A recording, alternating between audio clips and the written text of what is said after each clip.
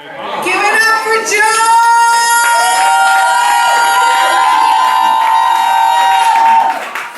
Mom! Mom! Mom! Mom! Mom! Mom! Mom!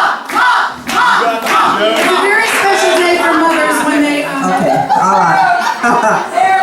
Mother's talking, be quiet. All right. Well, I just want to say, after 7 years of wanting children and raising cats, I finally had my first child, and that was Melanie. So she was expected, and I had gone to the doctor that day, and the doctor said, all is well. So Martin and I went to bed, and suddenly all this commotion, and it was not birth pains, it was something else. Well, I found out later she had turned around, and it was the first indication that she was going to blaze her own trail in life, and she was going to do it her way. So let's see what else happened.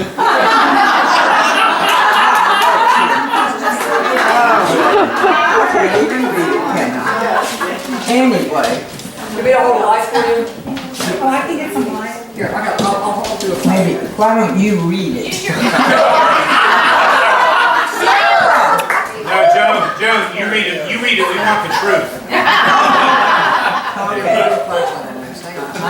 There. Wake up, flashlight. Good job. Flashlight's coming. There we go. All right, thank you. Okay. So, that began my motherhood, never knowing what to expect next. Even though her teachers at Virginia Tech Nursery and College of Education told me she was highly intelligent, they were never unable to inspire her academically.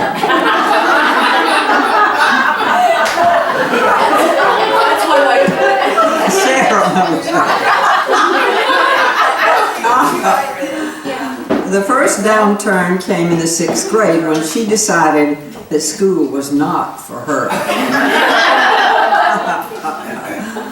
From then on, she made it through high school by charming her teachers while she cut classes to go to the river.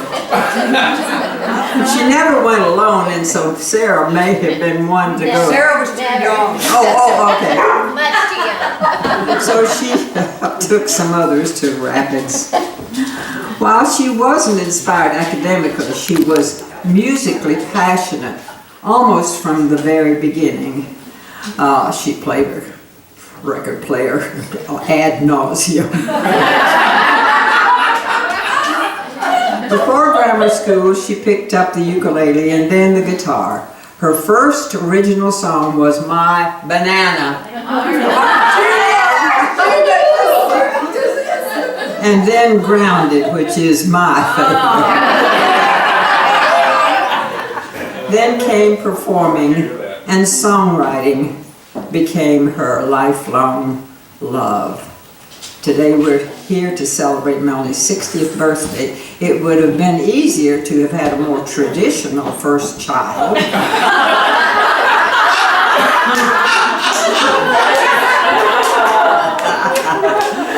But she has greatly enriched my life. I adore her and have received an incredible education as a result.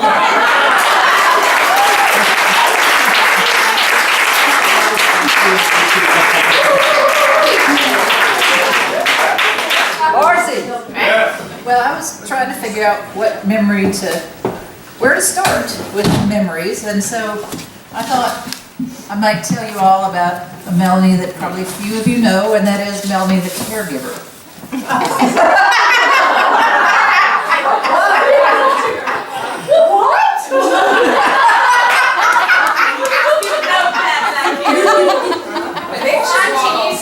Okay, so I was born 8 years after my oldest sister, and like many older siblings, it often fell to her to be my de facto caregiver. And of course, I would use that term in the loosest, most creative sense. So I wanted to tell you about Melanie, the caregiver in my life. She was a teacher. So there's a page in my baby book where it is written clearly in Melanie's handwriting that baby's first words were "shut up, stupid," and "doo-doo."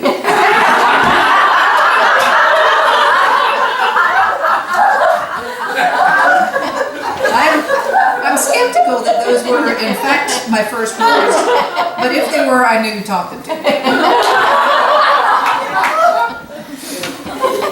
She could be tyrannical, such that Meredith and I, possibly at ages 8 and 3, tried to stage a coup d'etat against her. The plan was to have me leap on her with a blanket, and then Meredith would beat her up. Unfortunately, so Meredith was in muscle. Unfortunately, we had no end game and failed miserably, at which time she punished most of us for our impudence. Uprising. It was known as the uprising. It was a great uprising. But she could be surprisingly nurturing. So when I was little, I found the ways of older children and preteens mysterious and fascinating. And so I was in the habit of spying on her and her friends when they were down in the basement. So one time I was watching them and swinging on the banister, and I lost my hold and plummeted to the floor. And hit my head on the concrete and got a concussion.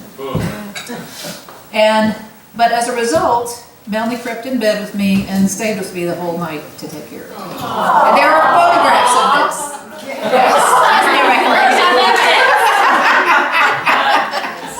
And Mom confirms. And so it would also come as no surprise to any of you that she could be irresponsible. Responsible? Irresponsible. Oh. So again, like many older siblings, she resented having to stay home and babysit me. So one time after the parents left, she bundled me into the Datsun and we took off. She was driving, so she must have been about 12 years old.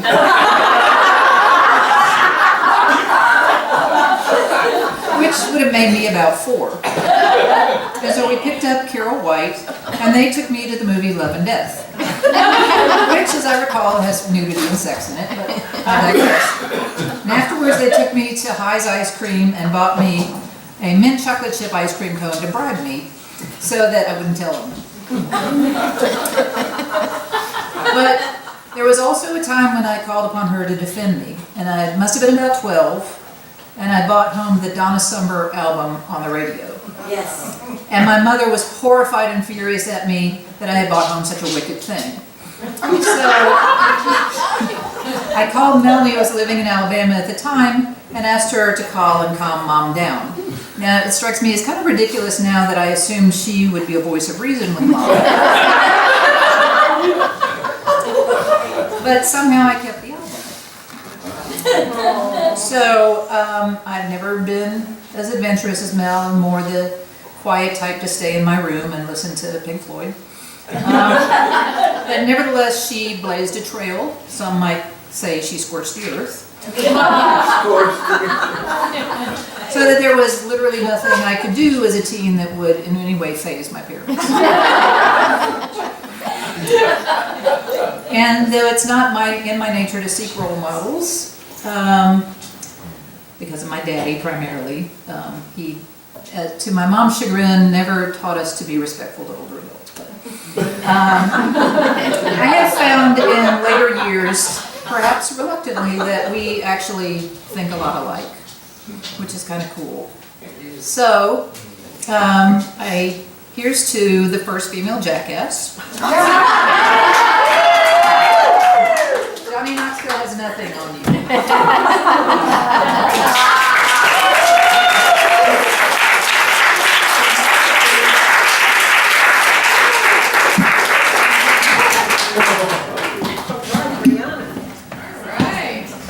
Hi, some of y'all in here now haven't met me. My name's Brianna. I'm the niece.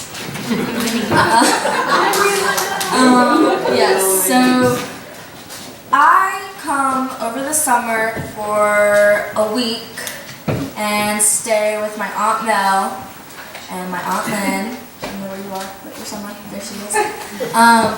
And we all like to do fun things like go to culinary camp or go to acting camp or go and get our nails done.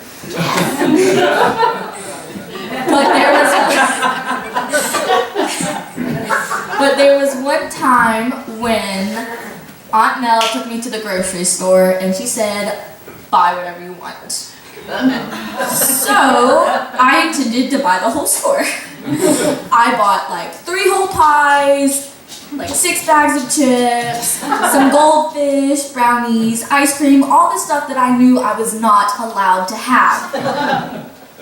And after a week, my mom comes to the house and we tell her all the stuff. Well, when she arrived, I was on the front porch with all of my food, eating it. And after that week, me and my mom made a saying, whatever happens in Atlanta, stays in Atlanta.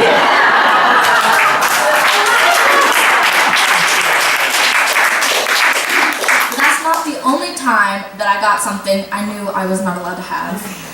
Another time,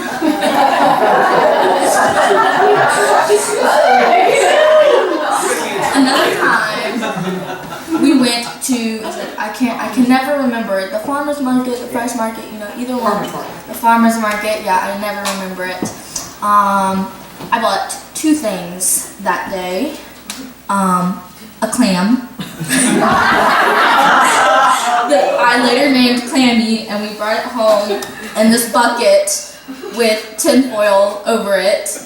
And by the time we got home, after a week, it was we had to throw it out. I don't even think it was alive whenever we bought it. Like, it's all because of her. But I also bought a chocolate bar because she said you're allowed to have 1 chocolate bar and 1 chocolate bar only. So I bought a chocolate bar like this big. And when my mom came, she saw that I was eating it and she tried to take it away from me, but I proceeded to shove it in my mouth and got severely sick. Thank you.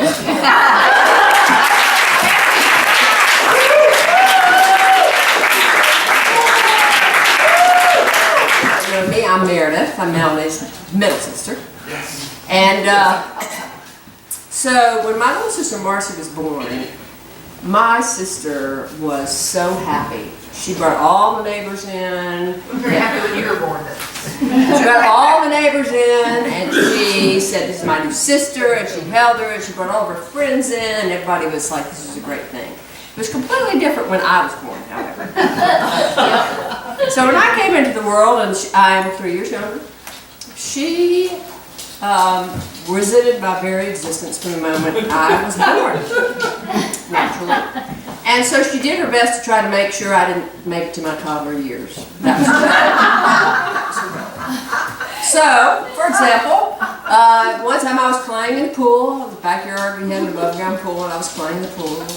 I was happy, I was singing, and my sister, that really got on her nerves. She hated that I was happy and singing. Somehow or another, my happiness was, she thought I was showing her up or something. I'm not really sure, but she hated it. She didn't like it. So that really got on her nerves. So, what does she do? Well, she throws the cat in the pool. Well, there's one thing in the pool, there's one high ground in the pool, which would be my head, and then the cat went. So that was just one example. But also, let's see, I got pushed down the stairs, nearly impaled with a screwdriver. And they were so, it happened so frequently that one time I decided to ride my trike down the stairs. And I hit the bottom of the stairs with a bang. And before my mom even came to check on me, she went and spanked me.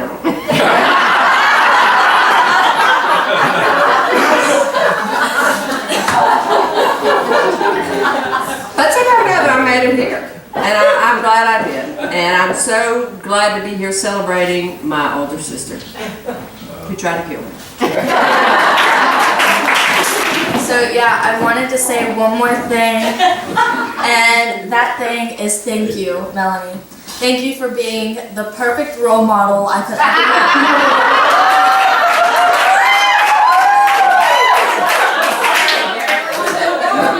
Thank you for being there that time we went downtown and she blurted out in song, and because I said I was too scared to sing because I cannot sing. That is true. It's not true. It's not true. But so she got me to be like so strong and so happy with myself and my family and my friends. And I'm so happy I couldn't wish for a better family.